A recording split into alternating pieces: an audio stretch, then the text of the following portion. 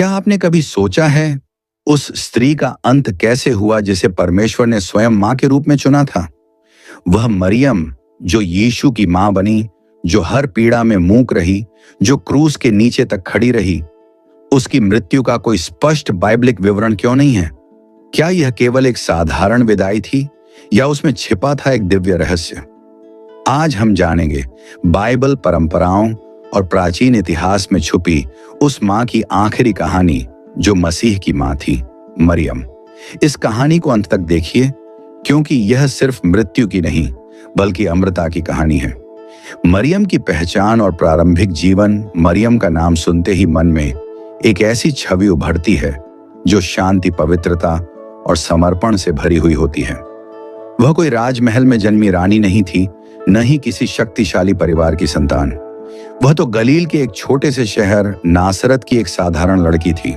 फिर भी उसने वह जिम्मेदारी उठाई जो पूरे संसार के लिए उद्धार का कारण बनी। मरियम कौन थी? मरियम हिब्रू में मिरियम और ग्रीक में मारिया या मिरियम कहलाती है। वह यहूदी जाति की थी और दाऊद के वंश से संबंधित मानी जाती है। उसकी सगाई एक बढ़ई यूसुफ से हुई थी, लेकिन परमेश्वर की योजना कुछ और ही थी। एक दिन स्वर्गदूत गब्रिएल उसके पास आया और कहा, हे अत्यंत अनुग्रह से परिपूर्ण, तू धन्य है, प्रभु तेरे संग है। और यहीं से उसकी जीवन यात्रा बदल गई। मरियम की बुलाहट मरियम को बताया गया कि वह एक पुत्र को जन्म देगी और वह पुत्र परम प्रधान का पुत्र कहलाएगा। उसका नाम रखा जाएगा यीशु। अब जरा सोचिए, एक साधारण युवती बिना विवाह के गर्भवती, समाज के तानों और अपमान का बोझ उठाकर परमेश्वर की योजना को स्वीकार करती है। क्या ऐसा साहस कोई सामान्य स्त्री दिखा सकती है? देख, मैं प्रभु की दासी हूं, जैसा तूने कहा है वैसा ही मुझसे हो। लूका 1:38। इस उत्तर में मरियम की आज्ञाकारिता, नम्रता और आत्मसमर्पण छिपा है, और यहीं से उसका आध्यात्मिक उत्कर्ष आरंभ होता है। मरियम का जीवन, पीड़ा और प्रेरणा। यीशु के साथ उसका जीवन केवल चमत्कारों से नहीं भरा था, बल्कि संघर्षों और कष्टों से भी। वह जानती थी कि उसका पुत्र मसीहा है, फिर भी वह एक मां के रूप में उसका पालन पोषण करती रही। जन्म से लेकर सूली तक मरियम उसकी परछाई बनी रही। बचपन में यीशु का मंदिर में गुम होना, काना में उसका पहला चमत्कार, बिना समझे भी विश्वास करना, क्रूस के नीचे खड़े रहकर अपने पुत्र की मृत्यु देखना, ये सब उसे संत नहीं, एक मां की तरह बनाते हैं। क्या बाइबल मरियम की मृत्यु का वर्णन करती है? बाइबल में कहीं भी मरियम की मृत्यु का स्पष्ट विवरण नहीं है। जब प्रेरितों के काम में चर्च की स्थापना का जिक्र आता है, वहां केवल इतना उल्लेख मिलता है कि मरियम प्रार्थना में उनके साथ थी। ये सब एक मन होकर प्रार्थना में लगे रहते थे, और मरियम जो यीशु की माता थी। प्रेरितों के काम 1 से 14। इसके बाद मरियम कहीं नहीं दिखती। तो प्रश्न उठता है, क्या हुआ फिर? क्या मरियम स्वाभाविक मृत्यु मरी? क्या उसे एक दिव्य विदाई दी गई? क्या वह स्वर्ग में सीधे उठा ली गई? इन्हीं प्रश्नों के उत्तर हम इस कहानी की अगली कड़ियों में खोजेंगे। चर्च की परंपरा क्या कहती है? प्राचीन ईसाई परंपराएं बताती हैं कि मरियम की मृत्यु डॉर्मेशन नामक घटना के द्वारा हुई। इसका अर्थ है नींद में सो जाना।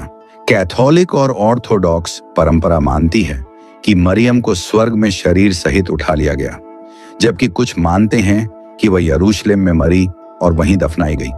लेकिन इतिहास के दस्तावेज, स्थान और सबूत ये क्या बताते हैं? आगे जानेंगे। मरियम की मृत्यु का समय और स्थान क्या था? यरूशलेम या एफेसुस? कहां हुई उसकी विदाई? क्या उसके शरीर के साथ कोई चमत्कार हुआ? और क्या उसका पुनरुत्थान भी भविष्यवाणी से जुड़ा है? हमने देखा कि मरियम, यीशु की मां का जीवन एक अद्भुत यात्रा थी। उसकी आज्ञाकारिता, निष्ठा और संघर्ष ने उसे एक असाधारण महिला बना दिया। लेकिन अब हम जानेंगे उसकी मृत्यु के समय क्या हुआ। क्या उसने यरूशलेम में अंतिम सांस ली या फिर वह एफेसुस में रही? क्या उसके साथ कोई चमत्कारी घटना हुई? आइए इस रहस्यमयी यात्रा पर आगे बढ़ें, क्योंकि मरियम की विदाई केवल उसकी मृत्यु नहीं बल्कि उसकी अमरता की ओर एक कदम थी।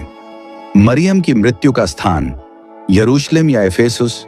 जब हम मरियम की मृत्यु की बात करते हैं तो सबसे पहला प्रश्न यह उठता है कि उसकी मृत्यु कहां हुई थी।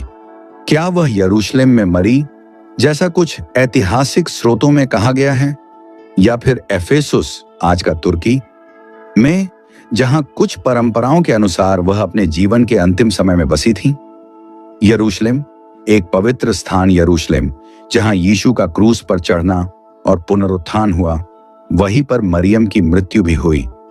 यह विश्वास कई प्राचीन और मध्यकालीन स्रोतों में पाया जाता है। यह मान्यता है कि मरियम ने यरूशलेम में अपना जीवन समाप्त किया। इसका प्रमाण इस बात में भी छिपा है कि कुछ चर्चों का मानना था कि मरियम का शव यहीं दफनाया गया था। वहीं कुछ पुरानी कहानियों में यह भी कहा गया कि मरियम की मृत्यु के समय उसके शिष्यों को दिव्य दर्शन हुए थे।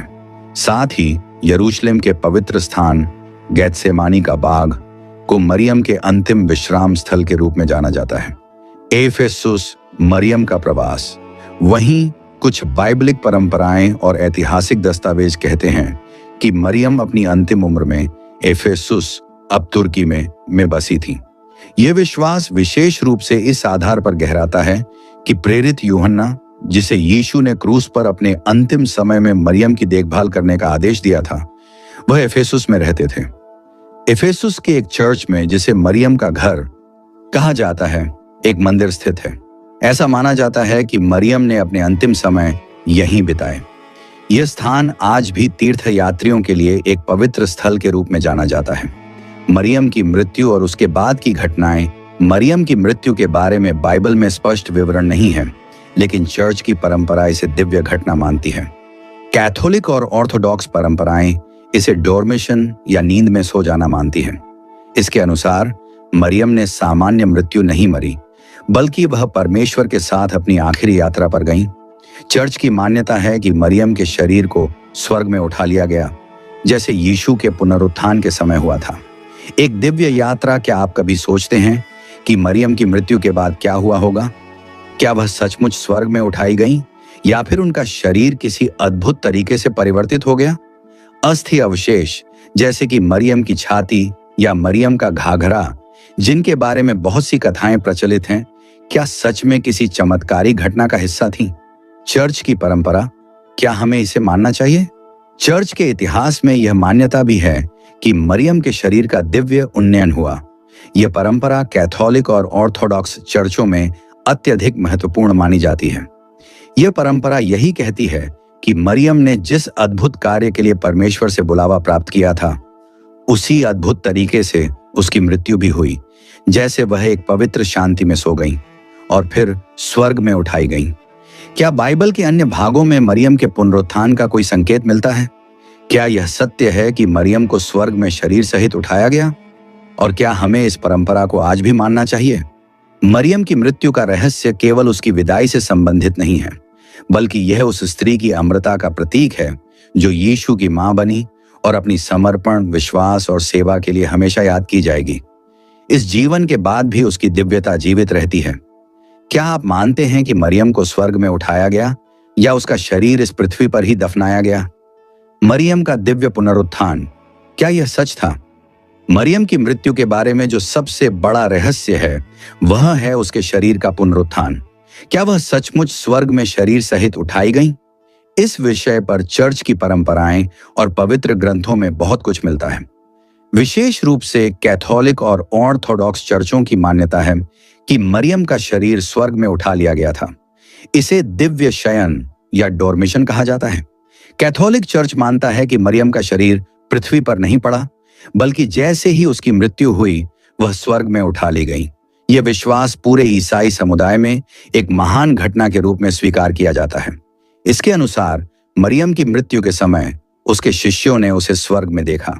यह घटना पूरी तरह से एक दिव्य और अद्भुत चमत्कार मानी जाती है। कैथोलिक चर्च की एक प्रमुख मान्यता है कि मरियम का शरीर और आत्मा दोनों ही स्वर्ग में उठाए गए थे और वह मसीह के साथ हमेशा के लिए रह गईं। इस विचार को मरियम का स्वर्गारोहण, असम्पशन ऑफ मेरी, कहा जाता है, जिसे प्रत्येक वर्ष 15 अगस्त को मनाया जाता है। ऑर्थोडॉक्स चर्च की मान्यता, ऑर्थोडॉक्स चर्च में भी इस घटना को समान रूप से महत्वपूर्ण माना जाता है। वे इसे डोरमिशन कहते हैं, जिसका मतलब है नींद में सोना। इसके अनुसार मरियम की मृत्यु सामान्य नहीं थी, बल्कि एक विशेष दिव्य यात्रा थी। उसे परमेश्वर ने स्वर्ग में उठाया और वहां उसकी आत्मा और शरीर को एक साथ लिया। कुछ चर्चों के अनुसार मरियम का शरीर किसी दिव्य मार्गदर्शन के तहत नष्ट नहीं हुआ, बल्कि उसे एक पवित्र तरीके से स्वर्ग में परिवर्तित किया गया। इसके प्रमाण भी बाइबल के बाहर के धार्मिक ग्रंथों और ऐतिहासिक रिकॉर्ड्स में मिलते हैं। बाइबल का क्या कहना है? जब हम बाइबल की बात करते हैं तो मरियम के पुनरुत्थान के बारे में सीधे कोई संदर्भ नहीं मिलता, लेकिन बाइबल में कही गई अन्य घटनाओं के आधार पर हम यह मान सकते हैं कि मरियम को विशेष रूप से उठाए जाने का संदर्भ मिलता है। जैसा कि हम जानते हैं कि यीशु के पुनरुत्थान के बाद वह एक दिव्य शरीर में स्वर्ग में चढ़ गए थे, उसी तरह मरियम की मृत्यु के बाद उसे एक दिव्य शरीर प्राप्त हुआ होगा, जैसा कि चर्च की परंपराएं बताती हैं। मरियम का स्वर्ग आरोहण बाइबल में अप्रत्यक्ष संकेत। कुछ विद्वान यह मानते हैं कि मरियम का स्वर्गारोहण यीशु के शरीर के स्वर्गारोहण की तरह ही था।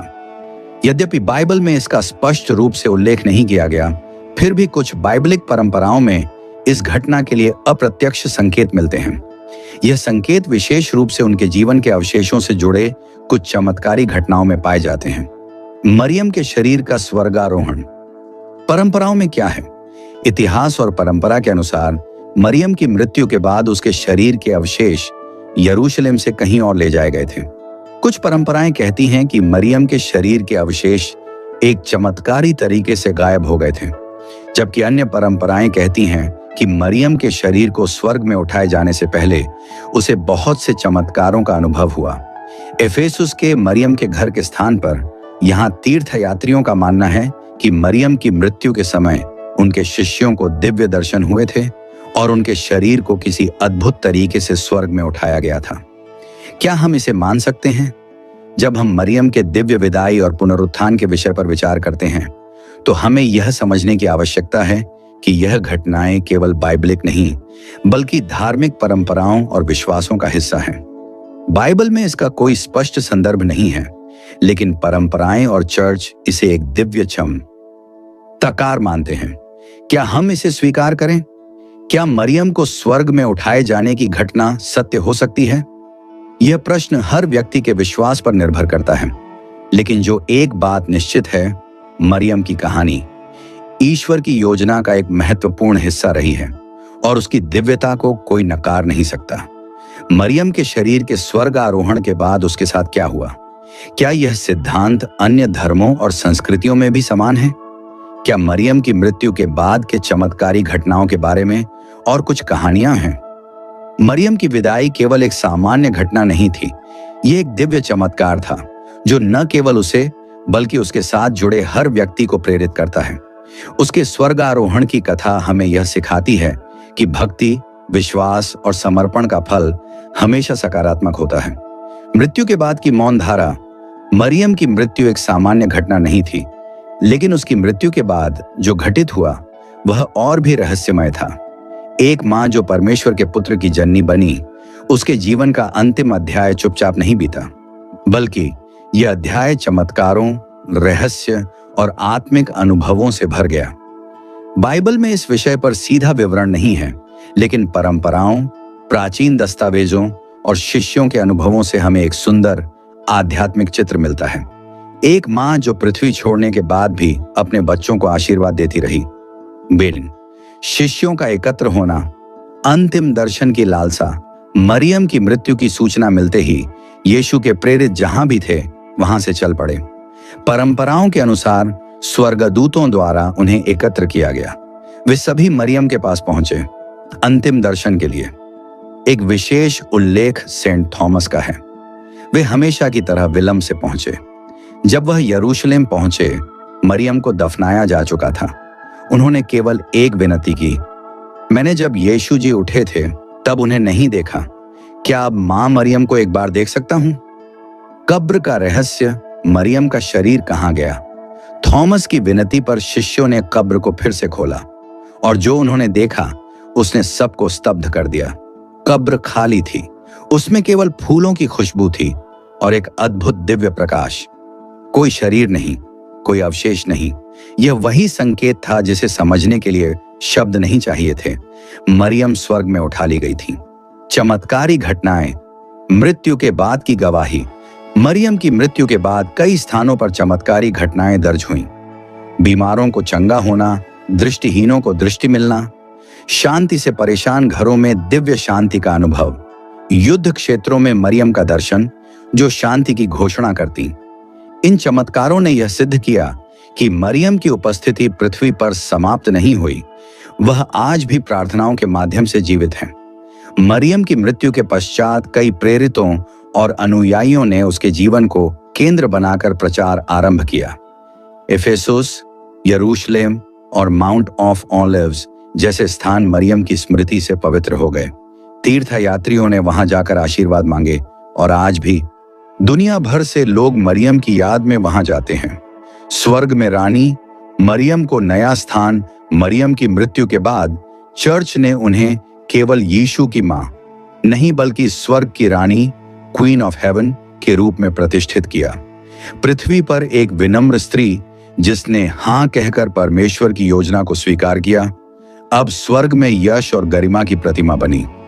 प्रकटीकरण 12 का उल्लेख मिलता है और स्वर्ग में एक महान चिन्ह प्रकट हुआ, एक स्त्री जो सूर्य के वस्त्र पहने हुए थी और चांद उसके पैरों के नीचे था और उसके सिर पर 12 तारों का मुकुट था। बहुत से लोग मानते हैं कि यह मरियम के दिव्य स्वरूप का प्रतीक है। मरियम का अंतिम आशीर्वाद हर पीढ़ी के लिए मरियम का जीवन और उसकी मृत्यु के बाद की घटनाएं हमें यह सिखाती हैं कि एक साधारण स्त्री भी असाधारण बन सकती है यदि वह परमेश्वर के प्रति पूरी तरह समर्पित हो। मरियम ने संसार को छोड़ा, लेकिन उसने हर आत्मा के लिए एक मार्ग छोड़ दिया, नम्रता, भक्ति और विश्वास का। जो कोई सच्चे दिल से उसे मां कहकर पुकारता है, वह कभी अकेला नहीं रहता। मरियम की मृत्यु कोई अंत नहीं थी, वह तो एक नए युग की शुरुआत थी। एक ऐसी शुरुआत जहां वह पृथ्वी की मां नहीं बल्कि सभी विश्वासियों की आत्मिक मां बन गई। उसकी मृत्यु के बाद का हर चमत्कार, हर दर्शन, हर आशीर्वाद यह गवाही देता है कि मां मरती नहीं, वह आशीर्वाद बनकर जीवित रहती है। जहां मृत्यु भी नया जीवन बन गई, मरियम की मृत्यु के बाद उसकी कहानी समाप्त नहीं हुई। वह एक जीवित परंपरा बन गई, एक मार्गदर्शिका, एक मां और एक प्रतीक जिसने सदियों तक विश्वासियों को प्रेरित किया। अब प्रश्न यह है, क्या आज की पीढ़ी के लिए मरियम की मृत्यु की कोई प्रासंगिकता है? क्या उसका जीवन, उसका त्याग और उसकी दिव्यता आज भी हमारे लिए मार्ग दिखाती है? मरियम, एक स्त्री जो ईश्वर की योजना में पूरी तरह समर्पित हुई, मरियम की कहानी हमें बताती है कि ईश्वर सबसे साधारण व्यक्ति को भी अपने असाधारण कामों के लिए चुन सकते हैं। मरियम एक ग्रामीण युवती थी, कोई राजकुमारी नहीं, लेकिन उसका हाँ, यस कहना ही मानव इतिहास का सबसे बड़ा मोड़ बन गया। क्या हम भी उस विश्वास और समर्पण से हाँ कह सकते हैं जब ईश्वर हमें बुलाते हैं? आज के समाज में मरियम का स्थान वर्तमान समाज में जहां शांति की कमी है, रिश्तों में दरार है और आत्मिक शून्यता बढ़ती जा रही है, वहां मरियम एक मां की तरह सामने आती है, जो शांति देती है, जो डर में ढांढस देती है, जो खोए हुए दिलों को पुकारती है, आ जाओ बेटा, मैं यही हूं। वह किसी एक धर्म की मां नहीं, वह पूरी मानवता के लिए ममता का प्रतीक बन गई है। धार्मिक ग्रंथों में मरियम की छवि बाइबल, मरियम की विनम्रता, समर्पण और स्तुति बाइबल में गूंजती है। उसका मैग्निफिकैट लूका 1:46-55 बाइबल के लूका के पवित्र ग्रंथ में स्तुति का एक महत्वपूर्ण हिस्सा है। 1:56-55 आज भी प्रार्थनाओं में दोहराया जाता है। प्राचीन ग्रंथ, गुप्त सुसमाचार, रोमन ऐतिहासिक पत्र और कई ग्नोस्टिक ग्रंथों में मरियम को सत्य की माता, आत्मा की मार्गदर्शिका, पुनरुद्धार की द्वार के रूप में दर्शाया गया है। अन्य धर्मों में भी मरियम, इस्लाम में मरियम को सबसे पवित्र महिला कहा गया है। कुरान में उनका जिक्र 70 से अधिक बार आता है और एक पूरी सूरा मरियम उनके नाम पर है। यह सिद्ध करता है कि मरियम केवल ईसाइयों की नहीं, पूरी दुनिया की एक साझा मां है। मरियम के दर्शन और आधुनिक चमत्कार 20वीं और 21वीं शताब्दियों में भी मरियम के दर्शन हजारों लोगों को हुए हैं। फातिमा, पुर्तगाल, 1917। 3 बच्चों को मरियम के दर्शन हुए। उन्होंने शांति और पश्चाताप का संदेश दिया। लूर्डेस, जिस फ्रांस, मरियम का संदेश, प्रार्थना करो, पाप छोड़ो और प्रेम से जियो, ग्वाडालूपे, मैक्सिको। एक किसान को दर्शन देकर मरियम ने संस्कृति और ईश्वर के बीच पुल बनाया। इन चमत्कारों ने लाखों लोगों का जीवन बदल दिया। क्या हम आज मरियम की आवाज सुन सकते हैं? क्या हम भी उसकी तरह जीवन में दिव्यता को चुन सकते हैं? मरियम, आत्मा की मां और आशा की ज्योति, आज जब हम टूटे हुए हैं, खोए हुए हैं, थक चुके हैं, मरियम हमें स्मरण दिलाती है, तुम अकेले नहीं हो, मैं यही हूं। मैंने भी दर्द सहा, मैंने भी बेटे को खोया, लेकिन मैंने कभी विश्वास नहीं छोड़ा। ईश्वर का प्रेम अंतिम उत्तर है। मरियम आज भी हमारे हृदयों में कहती हैं, मैं तुम्हारी मां हूं। जब तुम अकेले हो तो मेरे पास आओ, जब तुम हार जाओ तो मेरे आंचल में विश्राम करो। मरियम की मृत्यु नहीं, उसकी विरासत जीवित है। मरियम की मृत्यु को डोरमेशन कहा जाता है, नींद। यह दर्शाता है कि उसकी मृत्यु समाप्ति नहीं, बल्कि परमेश्वर की गोद में प्रवेश था। उसका जीवन यह सिखाता है कि एक स्त्री भी परमेश्वर के महान कार्यों का माध्यम बन सकती है। नम्रता, प्रेम और समर्पण सबसे बड़ी शक्तियां हैं। मृत्यु एक दरवाजा है, अंत नहीं। मरियम से हम क्या सीखें? यदि हम टूटे हैं, वह हमें जोड़ती हैं। यदि हम डरे हैं, वह हमें ढाढ़स देती है। यदि हम प्यासे हैं, वह हमें आत्मिक जल देती है। यदि हम खो गए हैं, वह हमें यीशु तक ले जाती है। मरियम की मृत्यु केवल उसका अंत नहीं, वह एक नवजीवन का आमंत्रण है। वीडियो के अंत में दर्शकों से संदेश। यदि मरियम की कहानी ने आपके दिल को छुआ तो नीचे कमेंट में जय मां मरियम लिखें। यह कहानी सिर्फ एक इतिहास नहीं, आपकी आत्मा की यात्रा है। इसे दूसरों से साझा करें ताकि हर दिल जान सके वह अकेला नहीं है। धन्यवाद।